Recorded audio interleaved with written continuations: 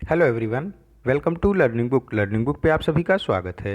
Learning book के इस video में हम 11 और 12 मार्च 2021 से संबंधित करंट अफेयर के महत्वपूर्ण प्रश्नों को डिस्कस करेंगे।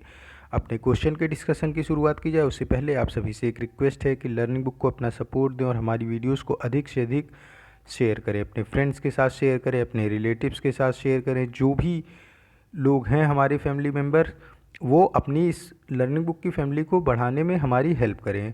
जितने ही अधिक हमारे फैमिली मेम्बर होंगे, हम आपके लिए उतने ही अधिक और भी नॉलेजेबल वीडियोस को प्रोवाइड करा सकेंगे। आइए फिर बिना विलंब किए शुरुआत करते हैं अपने आज के पहले प्रश्न के साथ। आज का पहला प्रश्न है, श्रीलंका ने कोलंबो बंदरगाह के वेस्टर्न कंटेनर टर्मिनल के विकास का ठेका किस देश को दिया है? देखो, ये वेस्टर्न कंटेनर टर्मिनल टर्मिनल का मतलब आप ऐसे समझ सकते हो कि जैसे कई सारे प्लेटफॉर्म होते हैं रेलवे स्टेशंस पे, वैसे ही किसी भी पोर्ट या बंदरगाह पे कई सारे टर्मिनल होते हैं। अलग अलग टर्मिनल पे अलग अलग शिप आके लगती हैं।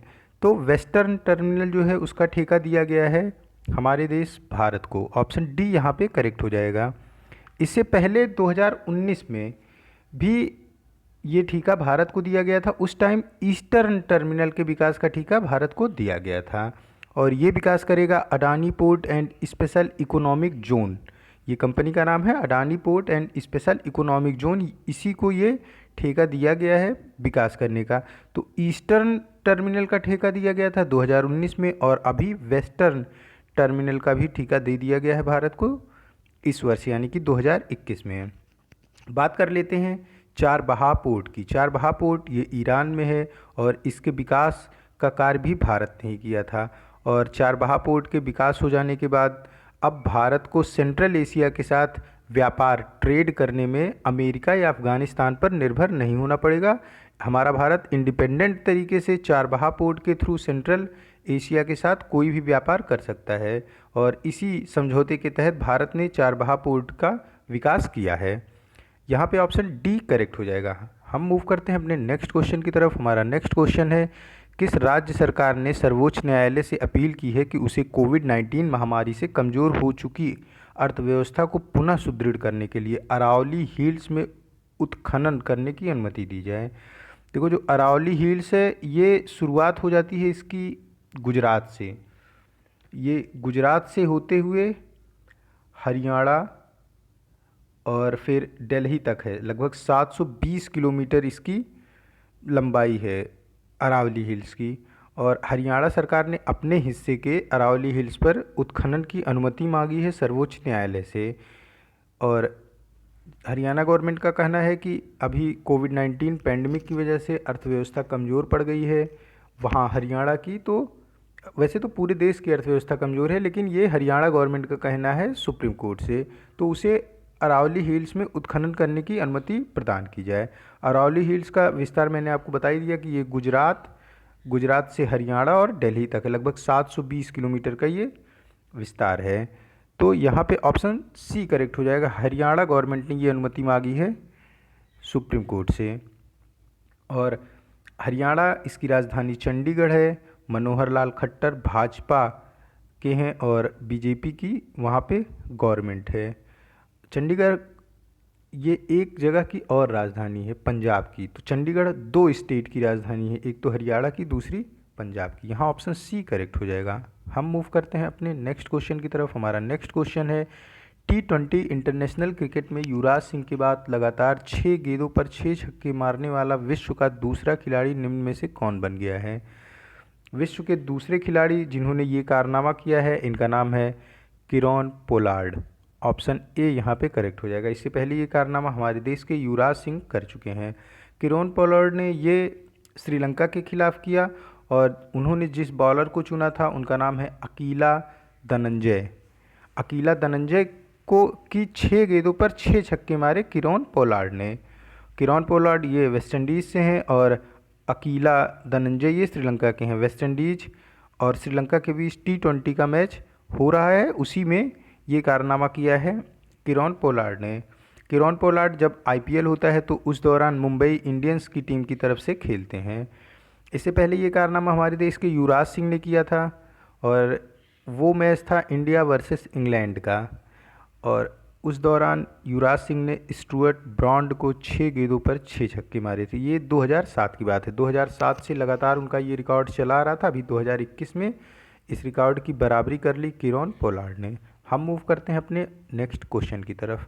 हमारा नेक्स्ट क्वेश्चन है, किस राज्य ने देश की पहली engineering research and development policy को लॉन्च किया है? सबसे पहले इसका आंसर जान लेते हैं। Engineering research and development policy को लॉन्च किया है कर्नाटका राज्य ने। क्या है ये engineering research and development policy? देखो, इस पॉलिसी के तहत जो नवाचार को बढ़ावा देने के लिए सरकार अपनी अलग अलग नीतियां बनाएगी और कर्नाटक की गवर्नमेंट अलग अलग नीतियां बनाएगी। इस नीतियों के तहत सरकार कॉलेज को धन मुहैया कराएगी ताकि जो इंजीनियर्स हैं उनको रिसर्च के लिए अधिक से अधिक फंड अवेलेबल कराया जा सके, और यूनिवर्सिटीज़ और में उद्योगों से रिलेटेड कोर्स को विकसित किया जाएगा कि कोई भी व्यक्ति जो यूनिवर्सिटी, देखो एक तो इंजीनियरिंग कॉलेज हो गए, कॉलेजों में धन मुहैया कराया जाएगा इंजीनियर्स के लिए अलग अलग रिसर्च के लिए, मतलब वो अलग अलग रिसर्च कर सकें। दूसरा, यूनिवर्सिटीज़ में उद्योग उन्मुख पाठ्यक्रम को विकसित किया जाएगा। Engineering research and development policy के तहत ये पॉलिसी लॉन्च की गई है कर्नाटका सरकार की तरफ से। ये देश का पहला engineering research and development policy होगा जिसे कर्नाटका गवर्नमेंट ने लॉन्च किया है। यहाँ पे ऑप्शन डी इसका करेक्ट हो जाएगा। मूव करते हैं हम अपने नेक्स्ट क्वेश्चन की तरफ। हमारा नेक्स्ट क्वेश्चन है, राष्ट्रीय सुरक्षा दिवस। राष्ट्रीय सुरक्षा दिवस किस दिन मनाया गया, किस दिन मनाया जाता है? देखो, मैंने वो काम करना छोड़ दिया है कि सेम डे का सेम दिन ही क्वेश्चन लाएं, क्योंकि उससे क्या होता है कि आप समझ जाते हो और फिर याद रखने की कैपेबिलिटी कम होती है। अगर अभी ये 4 मार्च को मनाया जाता है, अगर मैं 4 मार्च के दिन जो करंट अफेयर है उस दिन ये कराऊंगा तो आप अपने आप जान जाओगे कि ये 4 मार्च का ही है। तो इसी वजह से अब जो भी दिवस पूछता हूँ मैं, वो उस सेम डेट पे नहीं पूछता हूँ। तो नेशनल सेफ्टी डे ये मनाया जाता है प्रत्येक वर्ष 4 मार्च को। इसमें क्या होता है कि जो भी दुर्घटनाएं होती हैं उनको रोके जाने के उपाय के बारे में जागरूकता फैलाने के उद्देश्य से इस दिवस को मनाया जाता है, राष्ट्रीय सुरक्षा दिवस को।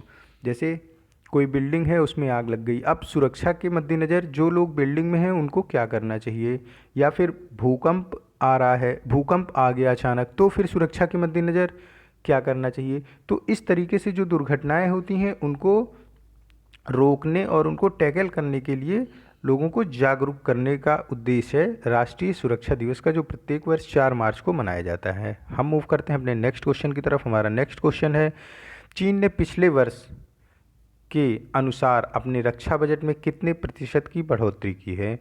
देखो, चीन ने पिछले वर्ष का जो रक्षा बजट था उसमें 6.8% की बढ़ोतरी इस बार की है। ऑप्शन यहाँ पे सी करेक्ट हो जाएगा। चीन का रक्षा बजट इस वर्ष का रहा 209 अरब डॉलर। चीन ने इस वर्ष 209 अरब डॉलर के रक्षा बजट को पेश किया अपने वहाँ पे, और ये पिछले वर्ष की तुलना में 6.8% अधिक है। चीन की पिछले वर्ष की तुलना में रक्षा बजट 6.8% अधिक है। अगर बात करें चीन की अर्थव्यवस्था की, तो 45 वर्षों में चीन की अर्थव्यवस्था 2020 में सबसे निचले दौर से गुजरी, और ये थी 2.3% की दर से ये बढ़ी है पिछले वर्ष। हालांकि हमारे देश की निगेटिव रही और कई सारे देशों की अर्थव्यवस्था निगेटिव रही, लेकिन उसके कंपेयर में चीन की अर्थव्यवस्था में गिरावट तो काफ़ी ज़्यादा हुई, लेकिन वो निगेटिव स्थिति में नहीं पहुंची थी। और चीन ने 209 अरब डॉलर का रक्षा बजट पेश किया, जो कि पिछले वर्ष के कंपेयर में 6.8% अधिक है। हम बात करते हैं अपने भारत के रक्षा बजट की।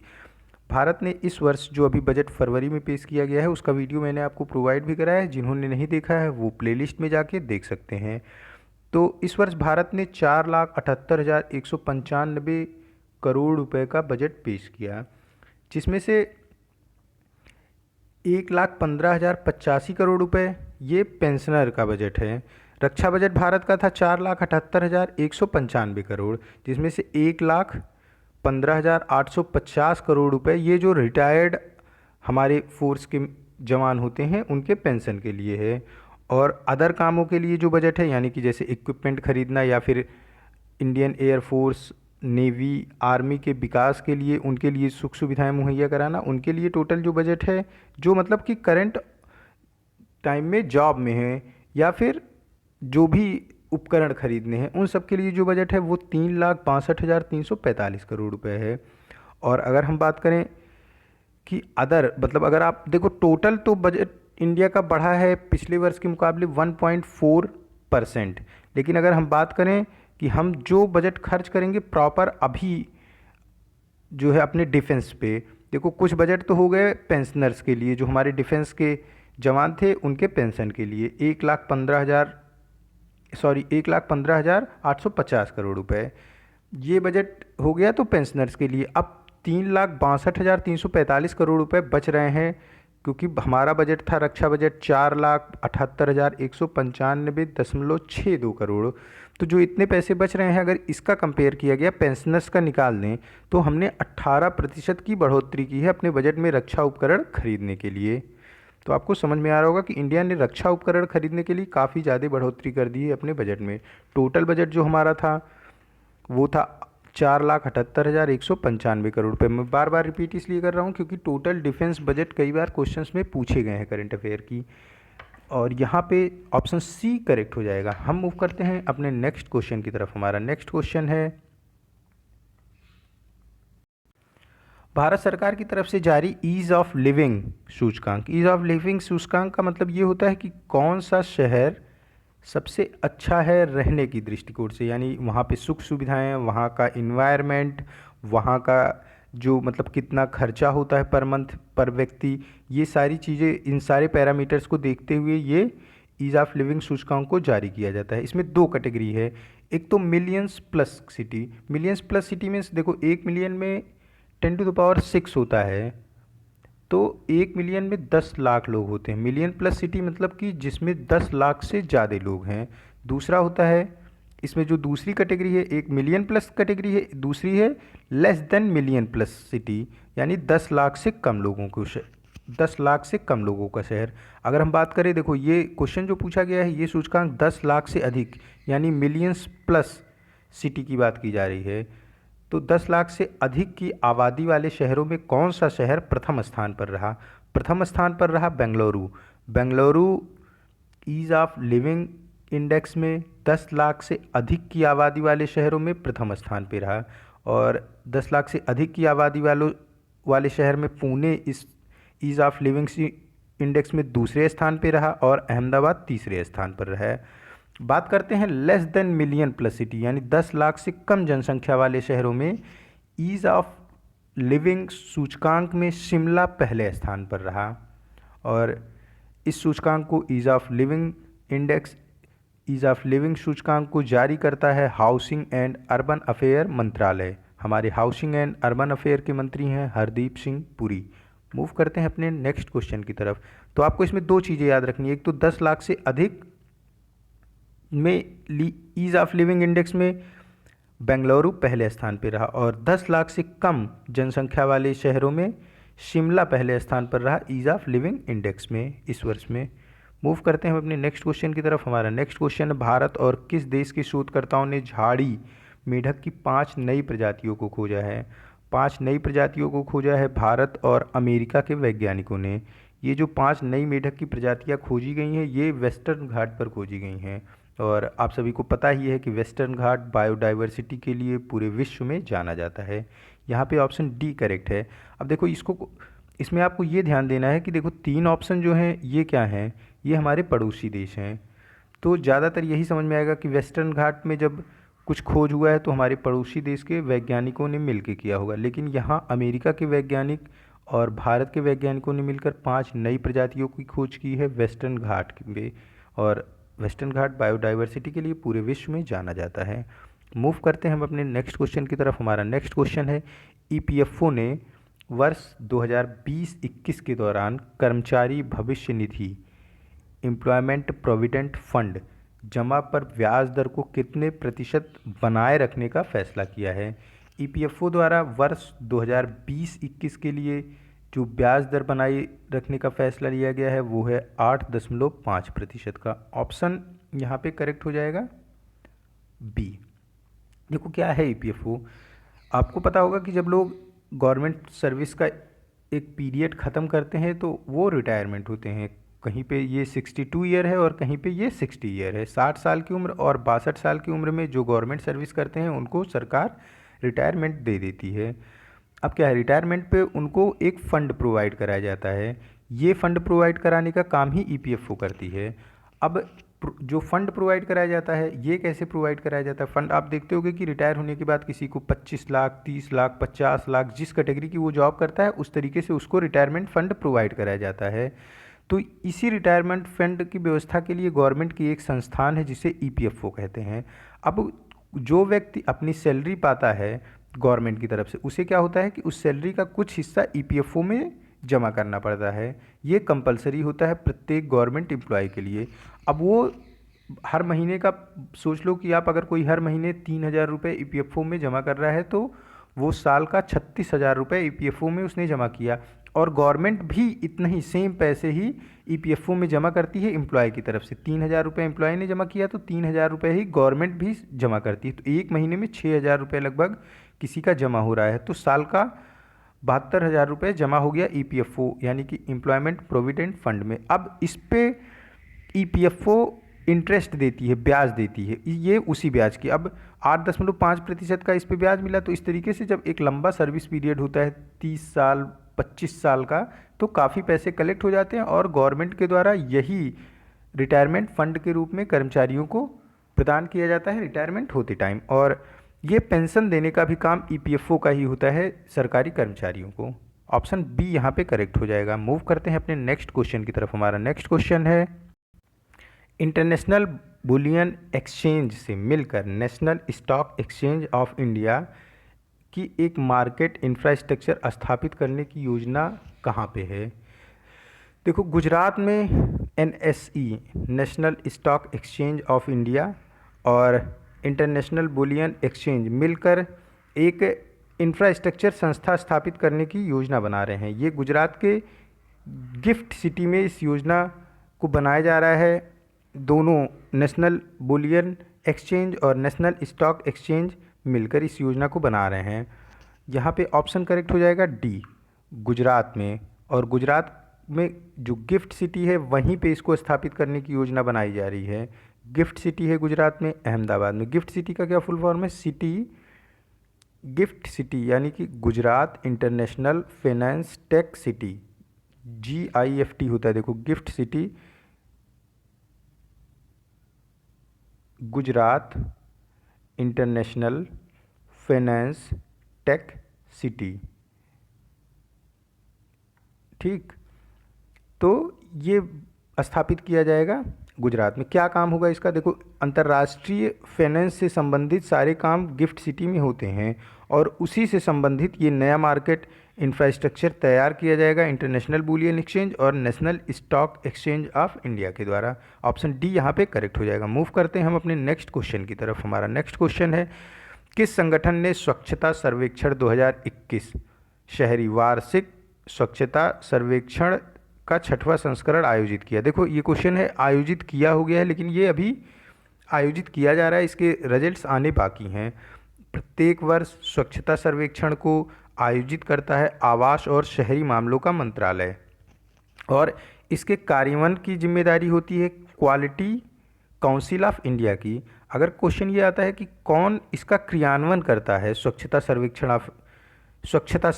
का, तो स्वच्छता सर्वेक्षण का क्रियान्वयन किया जाता है क्वालिटी काउंसिल ऑफ इंडिया के द्वारा। ये कार्यान्वयन एजेंसी है क्वालिटी काउंसिल ऑफ इंडिया, लेकिन आयोजित किया जाता है यानी कि संचालन किया जाता है आवास एवं शहरी मामलों के मंत्रालय के द्वारा। यहाँ पे ऑप्शन ए करेक्ट हो जाएगा। स्वच्छता सर्वेक्षण इसका आयोजन किया गया है आवास एवं शहरी मामलों के मंत्रालय के द्वारा और इसका कार्यान्वयन किया जा रहा है यानी कि इस पे कार्य किया जा रहा है क्वालिटी काउंसिल ऑफ इंडिया के द्वारा। और अभी कुछ दिनों में ही आप देखोगे कि नई एक लिस्ट जारी होगी कि कौन सा शहर सबसे स्वच्छ रहा, कौन सा ग्रामीण इलाका सबसे स्वच्छ रहा। इस तरीके से कई सारी कैटेगरियों में ये लिस्ट जारी की जाती है। अगर हम बात करें पिछले वर्ष की यानी कि वर्ष 2020 की, वर्ष 2020 में लगातार चौथी बार इंदौर ने सबसे ज़्यादा स्वच्छ शहर का खिताब पाया था। सबसे स्वच्छ शहर का खिताब लगातार चौथी बार 2020 में इंदौर को मिला था। देखते हैं इस बार किस शहर को ये खिताब मिलता है।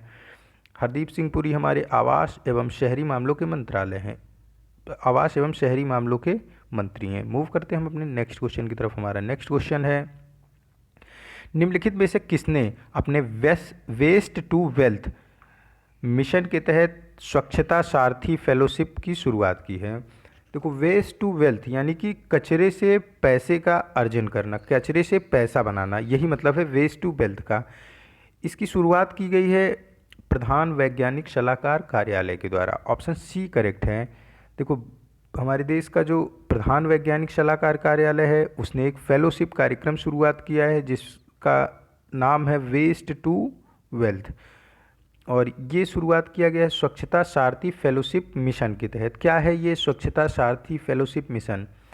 इस मिशन के तहत जो भी स्वच्छता से संबंधित जुड़े हुए लोग हैं, जैसे कि सामुदायिक श्रमिक, नगर पालिका स्वच्छता श्रमिक, और जो लोग देखते होंगे आप रोडों पे झाड़ू साफ करते हैं, मतलब हमारे रोडों की सफाई करते हैं, वो सारे लोगों को इसमें शामिल किया गया है और उनको फेलोशिप दी जाएगी, यानी कि उनको शिक्षा दी जाएगी कि कैसे वेस्ट मतलब कचरे से वो पैसा बना सकते हैं। इससे संबंधित ही ये स्वच्छता सारथी फेलोशिप है। इसके तहत जो छात्र इस पे काम करना चाहते हैं उनके लिए भी फेलोशिप योजना बनाई गई है प्रधान वैज्ञानिक सलाहकार कार्यालय की तरफ से। ऑप्शन सी यहाँ पे करेक्ट हो जाएगा। वेस्ट टू वेल्थ ये मिशन चलाया जा रहा है प्रधान वैज्ञानिक सलाहकार कार्यालय के द्वारा, जिसमें विभिन्न श्रमिकों जो कि स्वच्छता से संबंधित जो हमारे वॉरियर्स हैं, स्वच्छता वॉरियर जो हैं, उनको अलग अलग तरीके की ट्रेनिंग दी जाएगी कि वो कैसे कचरे से धन का अर्जन कर सकते हैं। मूव करते हैं हम अपने नेक्स्ट क्वेश्चन की तरफ। हमारा नेक्स्ट क्वेश्चन है, सरस आजीविका मेला 2021 कहाँ आयोजित किया गया? देखो, सरस आजीविका मेला है क्या? जो महिलाओं का स्वयं सहायता समूह होता है, सेल्फ हेल्प ग्रुप जो होता है जो महिलाओं का, उनको एक मंच पे लाने के लिए इस मेले का आयोजन किया गया। ये आयोजित किया गया नोएडा उत्तर प्रदेश में। इनके एक मंच पे आने से क्या फ़ायदा होगा कि जो अलग अलग एक्सपीरियंस हैं इन महिलाओं के अपने स्वयं सहायता समूह को लेके, वो एक दूसरे से शेयर करें और जिससे इनका एक्सपीरियंस बढ़े और ये और अच्छा काम कर सकें। स्वयं सहायता समूह महिलाओं को एक मंच पे लाने के लिए सरस आजीविका मेला 2021 का आयोजन किया गया नोएडा उत्तर प्रदेश में, और इस मेले में इस वर्ष लगभग 300 से अधिक महिलाओं का स्वयं सहायता समूह एक मंच पर आया था और उन्होंने अपने एक्सपीरियंस शेयर किए और एक दूसरे के एक्सपीरियंस से लाभ लेते हुए अपने भविष्य की योजनाएं बनाई। तो सेल्फ हेल्प ग्रुप क्या होता है कि ये एक छोटा सा समूह होता है, मतलब महिलाओं का और फिर पुरुषों का अलग अलग होता है, लेकिन ये सरस आजीविका मेला ये महिलाओं के सेल्फ हेल्प ग्रुप से संबंधित है। ये ग्रुप क्या करते हैं कि ये कोई बिजनेस साथ मिलकर करते हैं। 8 से 10 लोगों का ये ग्रुप होता है और कोई भी चीज़ ये साथ मिलकर करते हैं।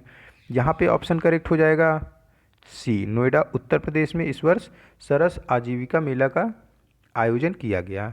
मूव करते हैं हम अपने नेक्स्ट क्वेश्चन की तरफ। नेक्स्ट क्वेश्चन है, अंतर्राष्ट्रीय ऊर्जा एजेंसी द्वारा जारी किए गए आंकड़ों के अनुसार कोविड-19 महामारी से जुड़ी वैश्विक CO2 उत्सर्जन 2020 में कितने प्रतिशत गिरावट आई? देखो, कोविड-19 महामारी पूरे विश्व में फैली। अब क्या है, कोविड-19 महामारी पूरे विश्व में फैली तो लॉकडाउन लगाना पड़ा प्रत्येक देशों को। लॉकडाउन लगा तो उसमें फैक्ट्रियाँ बंद रहीं, गाड़ियाँ बंद रहीं, ट्रेन्स बंद रहे और आपके फ़्लाइट बंद रहे। तो क्वेश्चन ये है कि CO2 उत्सर्जन में कितने प्रतिशत गिरावट दर्ज की गई 2020 में? गिरावट का कारण मैंने आपको बताया, लॉकडाउन, फैक्ट्रियाँ, मोटर्स, व्हीकल, ट्रेन, फ़्लाइट और इंडस्ट्रीज, ये सारी चीज़ें बंद रहीं, जिससे कि CO2 के उत्सर्जन में गिरावट दर्ज की गई 2020 में। ये गिरावट थी 5.8% की। 5.8% की CO2 में गिरावट दर्ज की गई कोविड-19 महामारी के कारण जो लॉकडाउन लगा था उस वजह से। बात करें CO2 उत्सर्जन की तो पूरे विश्व में सबसे ज़्यादा CO2 का उत्सर्जन करता है चीन, दूसरे नंबर पे CO2 उत्सर्जन में है अमेरिका और तीसरे स्थान पे है भारत। ये तीनों देश हैं टॉप 3 कार्बन डाइऑक्साइड उत्सर्जित करने वाले देश, चाइना, अमेरिका और भारत। भारत तीसरे स्थान पे है, चीन पहले स्थान पे है और अमेरिका दूसरे स्थान पे। मूव करते हैं अपने हम नेक्स्ट क्वेश्चन की तरफ। हमारा नेक्स्ट क्वेश्चन है, डिजिटल बचत खाता खोलने के लिए नो योर कस्टमर केवाईसी की वीडियो सुविधा के लिए भारत का पहला क्षेत्रीय ग्रामीण बैंक कौन बना? देखो, दो क्षेत्रीय ग्रामीण बैंकों ने ये काम एक साथ शुरू किया है। एक तो तेलंगाना क्षेत्रीय ग्रामीण बैंक और दूसरा है आंध्र प्रदेश ग्रामीण विकास बैंक, सी। यानी यहाँ पे ऑप्शन डी करेक्ट हो जाएगा। तेलंगाना ग्रामीण बैंक और आंध्र प्रदेश ग्रामीण विकास बैंक, इन दोनों ने केवाईसी के लिए वीडियो सुविधा की नई शुरुआत की। मतलब कि अब ये डायरेक्ट केवाईसी जो नो योर कस्टमर होता है उसमें वीडियो कॉलिंग करके अपने कस्टमर का पहचान करेंगे। ये सुविधाएं शुरू की गई हैं और ये पहले दो ग्रामीण बैंक हैं पूरे देश के। देखो, ग्रामीण बैंक क्या होता है कि ग्रामीण बैंक में एक तो ग्रामीण बैंक में शेयर की बात कर लें तो 50% शेयर ग्रामीण बैंकों में सेंट्रल गवर्नमेंट का होता है और 15% शेयर ग्रामीण बैंकों में स्टेट गवर्नमेंट का होता है। जिस राज्य में वो ग्रामीण बैंक है उसमें 15% शेयर उस राज्य की सरकार का होता है, 50% केंद्र सरकार का, 15% उस राज्य सरकार का और 35% उसमें स्पॉन्सर बैंक का होता है। जब भी आप कोई ग्रामीण बैंक देखते होगे तो उस पर लिखा होता है प्रायोजित बैंक, तो कोई नेशनलाइज बैंक का नाम लिखा होता है। ठीक, मतलब प्रायोजित बैंक कोई नेशनलाइज बैंक होता है किसी भी ग्रामीण बैंक का, तो 35% शेयर वो नेशनलाइज बैंक देता है अपने ग्रामीण बैंक के लिए। आप बोर्ड पे देखोगे कभी भी कोई ग्रामीण बैंक देखो तो उस पर लिखा होता है प्रायोजित बैंक या फिर sponsored by SBI, bank of Baroda या फिर पंजाब नेशनल बैंक, इस तरीके से लिखा होता है। तो ये आप समझ लो कि 35% शेयर प्रायोजक बैंक का होता है ग्रामीण बैंकों में, 15% शेयर स्टेट गवर्नमेंट का होता है, राज्य सरकार का होता है 15% शेयर और 50% शेयर होता है 50% शेयर होता है आपका किसका? केंद्र सरकार का। और तेलंगाना ग्रामीण बैंक और आंध्र प्रदेश ग्रामीण विकास बैंक हमारे देश के पहले ऐसे क्षेत्रीय ग्रामीण बैंक हैं जिन्होंने नो योर कस्टमर के लिए वीडियो सुविधा चलाने का फैसला लिया है और ये चला रहे हैं। मूव करते हैं हम अपने नेक्स्ट क्वेश्चन की तरफ। यहाँ पे ऑप्शन डी करेक्ट हो जाएगा। हमारा नेक्स्ट क्वेश्चन है,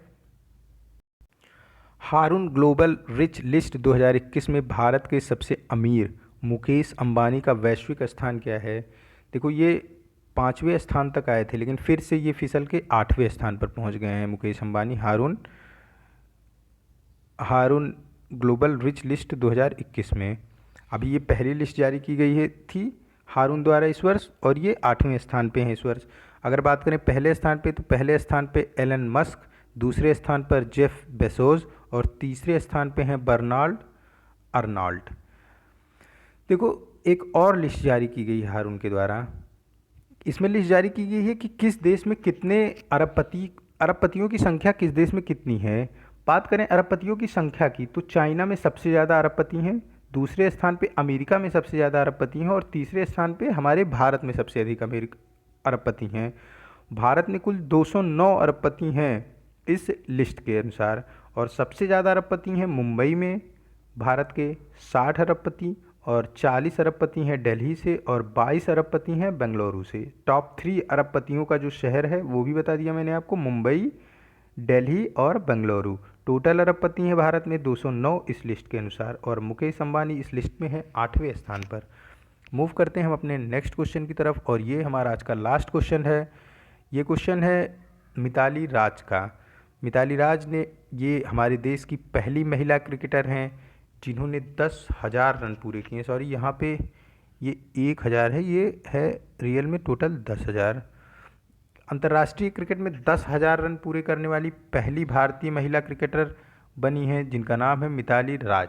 मिताली राज ने T20 में 2,364 रन बनाए हैं, वनडे में इन्होंने 7,019 रन बनाए हैं और टेस्ट में ये 663 रन इन्होंने बनाए हैं और टोटल रन इनके 10,000 क्रॉस कर चुके हैं। ऐसी करने वाली ये प्रथम भारतीय महिला क्रिकेटर हैं, लेकिन पूरे विश्व में भी ये सिर्फ दूसरी महिला क्रिकेटर हैं जिन्होंने 10,000 अंतर्राष्ट्रीय रन बनाए हैं। पहली महिला जो हैं उनका नाम है शार्लट एडवर्ड। ये इंग्लैंड के लिए क्रिकेट खेलती थी। लेकिन अगर हम सिर्फ वनडे की बात करें तो वनडे में 7,000 रन पूरा करने वाली ये पूरे विश्व की पहली महिला हैं। देखो टोटल रन की बात करें जिसमें T20 के रन, वनडे के और टेस्ट के, ये तीनों इंक्लूड किए जा रहे हैं। तो अगर हम इसकी बात करते हैं टोटल की, अंतर्राष्ट्रीय क्रिकेट में टोटल रनों की बात, तो मिताली राज दूसरी महिला है पूरे विश्व में जिन्होंने 10,000 रन पूरे किए हैं। पहली महिला है शार्लट एडवर्ड इंग्लैंड की। लेकिन अगर हम सिर्फ वनडे क्रिकेट की बात करें तो वनडे क्रिकेट में 7,000 रन पूरी करने वाली ये विश्व की पहली महिला हैं। और शार्लट एडवर्ड ही 5,992 रन बना के वनडे में दूसरे स्थान पर हैं मिताली राज के बाद। यहाँ पे ऑप्शन ए करेक्ट हो जाएगा। ये आज का लास्ट क्वेश्चन था। मिलते हैं हम नए करंट अफेयर के साथ नेक्स्ट वीडियो में। Keep studying on learning book. Thank you for watching this.